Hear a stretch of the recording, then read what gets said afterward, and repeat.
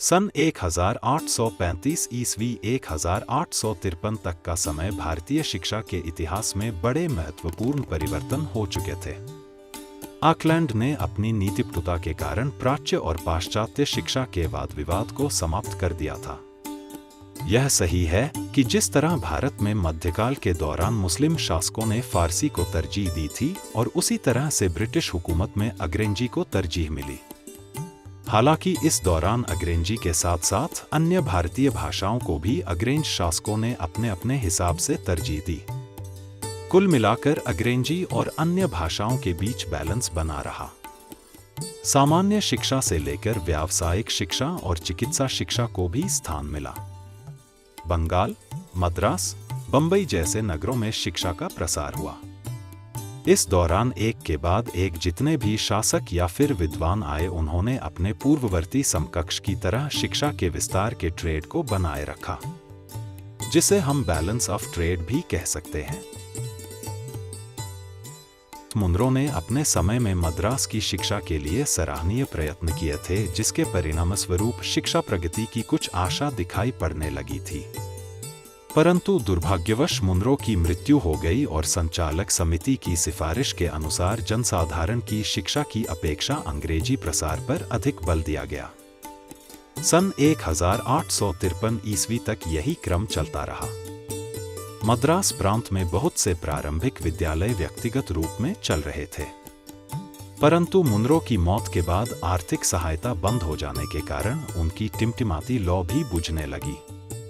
सन 1841 ईस्वी में मद्रास में एक हाई स्कूल स्थापित किया गया, परंतु इसके पूर्व ही मद्रास में एक अंग्रेजी कॉलेज तथा प्रांत के अन्य प्रमुख स्थानों में अंग्रेजी विद्यालयों का निर्माण हो चुका था और बेंटिक के निर्णय के अनुसार अंग्रेजी शिक्षा का माध्यम बन चुकी थी। अतः देशी भाषाओं की शिक्षा प्राय समाप्त हो गई। अब सारा व्यय पाश्चात्य शिक्षा पर किया जाने लगा। सन 1841 ईस्वी में मद्रास में एक उच्च विद्यालय खुला था, जिसे उस समय विश्वविद्यालय की संज्ञा दी गई थी। वहां एक विश्वविद्यालय की अत्यंत आवश्यकता थी, परंतु उसके लिए उपयुक्त समय न समझकर यह विचार स्थगित कर दिया गया। जनता की सांत्वना के लिए सन 1858 ईस्वी में एक कॉलेज विभाग भी खोल दिया गया। शिक्षा परिषद का नाम बदलकर शिक्षा बोर्ड कर दिया गया और उसे 1 लाख रुपया शिक्षा संबंधी व्यय के लिए प्रदान किया गया। बोर्ड ने इस रुपए से 1853 ईस्वी में ककड़लूर और 1855 में राजमहेंद्री ऐसे महत्वपूर्ण स्थानों पर 2 अंग्रेजी स्कूलों का निर्माण किया।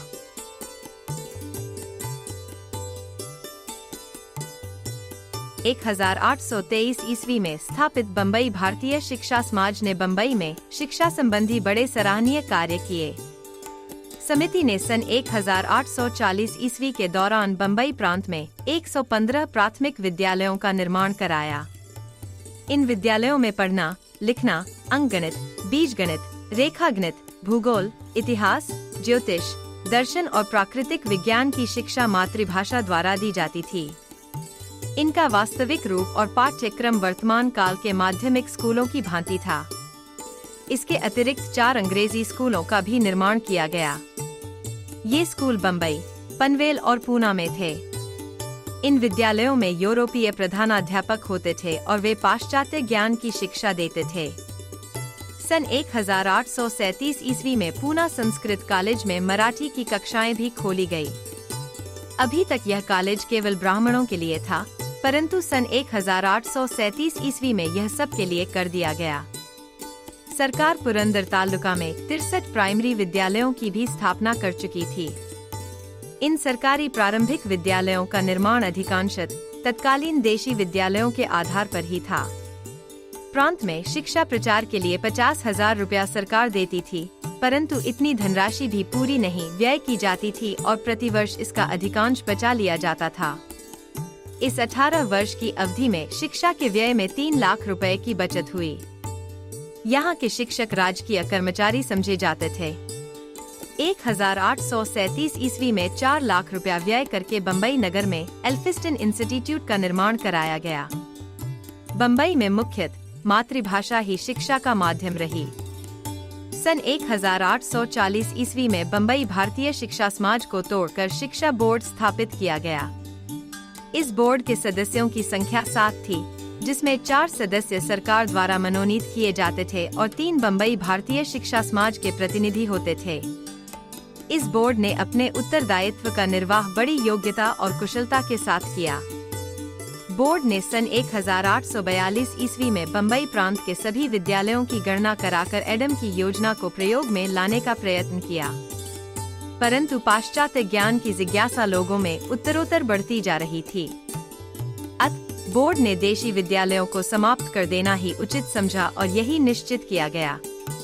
बोर्ड ने अनुभव किया कि इतने बड़े प्रांत की शिक्षा का सुचारू रूप से संचालन करने के लिए इसे कई भागों में विभाजित कर दिया जाए तो अधिक प्रच्छा होगा। फलत 1842 ईस्वी में इस प्रांत को 3 भागों में विभाजित कर दिया गया। संचालन करने के लिए इसे कई भागों में विभाजित कर दिया जाए तो अधिक अच्छा होगा। फलत 1842 ईस्वी में इस प्रांत को 3 भागों में विभाजित कर दिया गया और प्रत्येक भाग में एक यूरोपीय निरीक्षक और एक भारतीय उपनिरीक्षक नियुक्त किए गए। ये निरीक्षक और उपनिरीक्षक अपने क्षेत्र के विद्यालयों का निरीक्षण करके उनको आवश्यक निर्देश दिया करते थे। बोर्ड ने 2000 जनसंख्या वाले सभी गांवों में एक प्राथमिक विद्यालय के निर्माण करने का निश्चय किया, परंतु ऐसे विद्यालय तभी स्थापित किए जा सकते थे जब स्थानीय व्यक्ति विद्यालय के लिए भवन प्रदान करते या छात्र एक आना मासिक शुल्क देने की प्रतिज्ञा करते।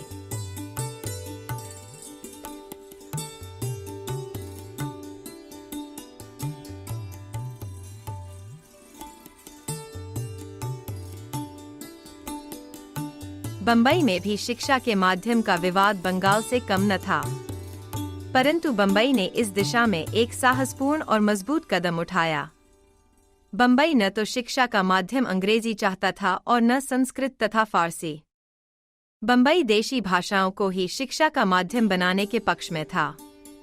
बम्बई का माध्यम संबंधी विवाद बड़ा महत्वपूर्ण था और इसकी स्वयं अपनी विशेषता थी।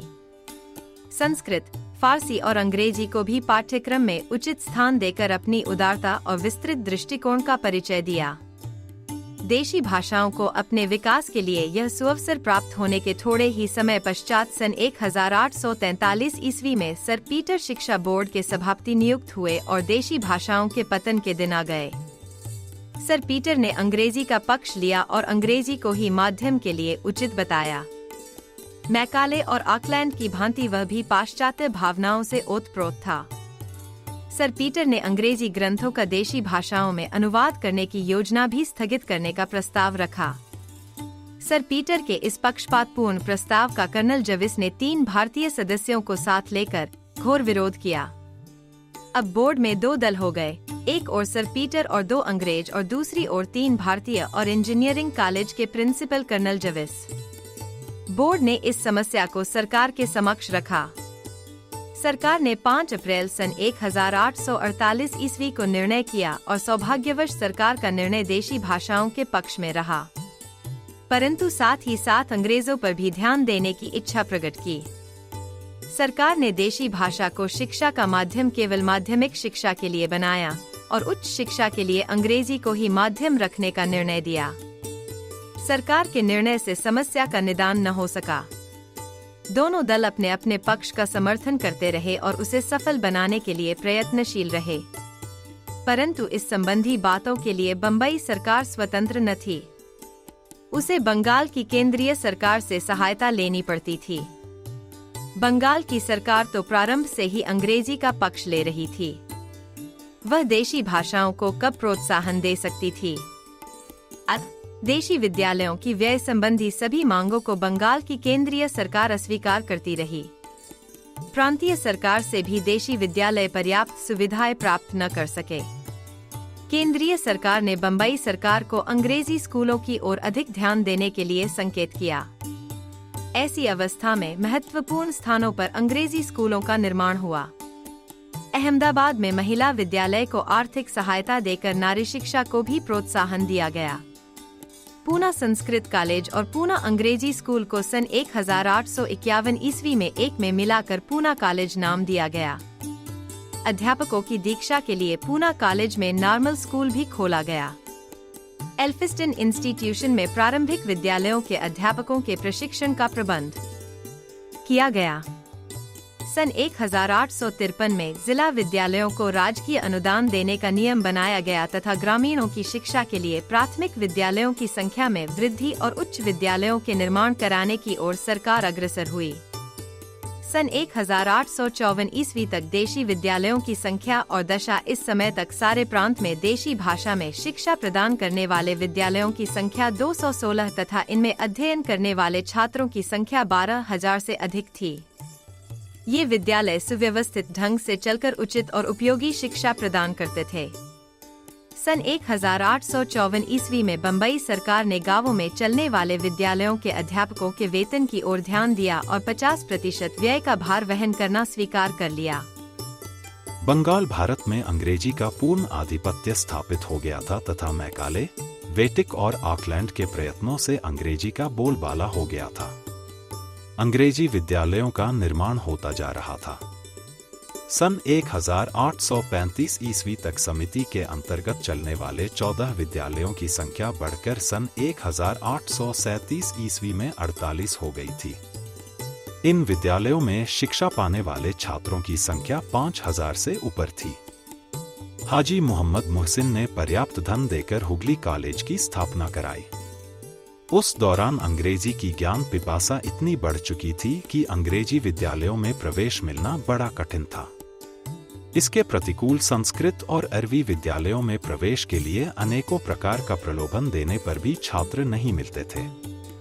सन 1840 ईस्वी से 43 ईस्वी तक बंगाल की शिक्षा संबंधी नीति में कई महत्वपूर्ण परिवर्तन हुए। 20 वर्षों से निरंतर कार्य करने वाली लोक शिक्षा समिति सन 1841 ईस्वी में भंग कर दी गई। सन 1842 ईस्वी में इसका स्थान शिक्षा परिषद को दे दिया गया।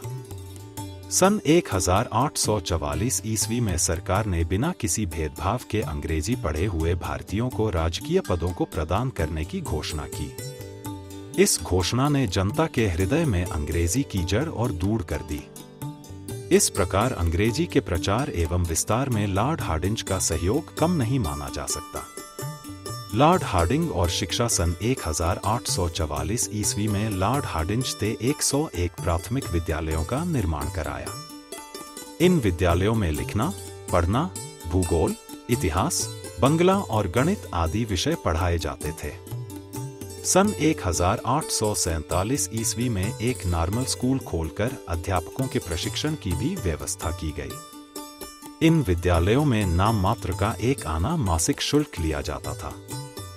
फिर भी कुछ कारणों से ये स्कूल थोड़े ही दिनों में समाप्त हो गए और 101 स्कूलों में से सन 1854 में केवल 26 विद्यालय ही शेष रह गए।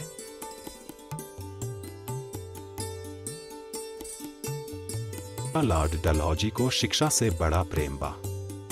उसने भारत पहुंचकर यहाँ की प्राथमिक, उच्च, व्यावसायिक और नारी शिक्षा की ओर ध्यान दिया। डलहौजी ने आर्थिक सहायता देकर प्राथमिक स्कूलों को प्रोत्साहन दिया। उसी के प्रयास से सन 1854 ईस्वी में 33 प्राथमिक विद्यालयों का निर्माण हुआ, जिनमें 1400 छात्र शिक्षा ग्रहण कर रहे थे। सन 1844 ईस्वी में कलकत्ता हिंदू कॉलेज में इंजीनियरिंग विभाग को स्थापना की गई। उसने नारी शिक्षा की ओर भी ध्यान दिया और सन 1846 ईस्वी में ड्रिकवाटर वैच्यूम के प्रयास से कलकत्ता में एक महिला विद्यालय खोला गया। उच्च शिक्षा के लिए सन 1845 ईस्वी में शिक्षा परिषद ने एक विश्वविद्यालय के निर्माण की मांग रखी थी, परंतु संचालकों ने कहा कि अभी इसकी आवश्यकता नहीं है। इस प्रकार उनकी यह मांग पूरी न हो सकी। बंगाल में अंग्रेजी शिक्षा की मांग दिन प्रतिदिन बढ़ती जा रही थी। यह मांग राजकीय विद्यालयों से पूरी होनी संभव नहीं थी। व्यक्तिगत प्रयास भी होने लगे और विद्यालयों की संख्या में आशा से अधिक वृद्धि हुई। धर्म प्रचारकों ने भी इस ओर बड़े महत्वपूर्ण कार्य किए। सन 1853 ईस्वी तक पूरे बंगाल में मिशनरियों के 22 विद्यालय निर्मित हो चुके थे। शिक्षा परिषद भी इस दिशा में सराहनीय कार्य कर रही थी। नॉर्मल स्कूल का निर्माण हो जाने से कुशल और योग्य अध्यापकों का अभाव भी कुछ हद तक दूर हो गया। सन 1843 ईस्वी में शिक्षा का पाठ्यक्रम निश्चित हो गया था और उसके अनुसार छात्रों को सुंदर और उपयोगी पुस्तकें पढ़ाई जाने लगी थी और सन 1844 ईस्वी में विद्यालय निरीक्षकों की नियुक्ति हो चुकी थी। ये निरीक्षक विद्यालय के सुंदर प्रबंध और उपयोगी शिक्षा के लिए उत्तरदायी थे। सन 1854 ईस्वी तक शिक्षा परिषद के अंतर्गत पूरे बंगाल में प्राथमिक विद्यालयों की संख्या 151 हो गई थी तथा उनमें शिक्षा पाने वाले छात्रों की संख्या 13,163 थी। इसके अतिरिक्त एक मेडिकल कॉलेज, 3 प्राच्य कॉलेज, 47 विद्यालय तथा 5 एंग्लो वर्नाक्यूलर कॉलेज थे। इस समय 33 देशी विद्यालय संचालित थे और उनमें 1400 छात्रों को शिक्षा दी जा रही थी, परंतु इनकी दशा अच्छी न थी। इन सभी प्रकार के विद्यालयों का व्यय 5,64,500 रुपया था। डॉक्टर वैलेंटाइन और के.एन. बनर्जी के अथक प्रयत्नों के फलस्वरूप भी मातृभाषा शिक्षा का माध्यम न बन सकी। शासन सत्ता अंग्रेजों के हाथ में थी, अतः अंग्रेजी ही उस महत्वपूर्ण पद पर सुशोभित हो सकी। इस प्रकार हम देखते हैं कि 1834 से 1853 की अवधि में बंगाल में शिक्षा संबंधी महत्वपूर्ण कार्य हुए। विद्यालयों की संख्या में आश्चर्यजनक वृद्धि हुई और शिक्षा का सर्वांगीण विकास हुआ। सरकार ने आर्थिक सहायता देकर इसकी प्रगति में नवीन प्रेरणा और नया उत्साह भर दिया।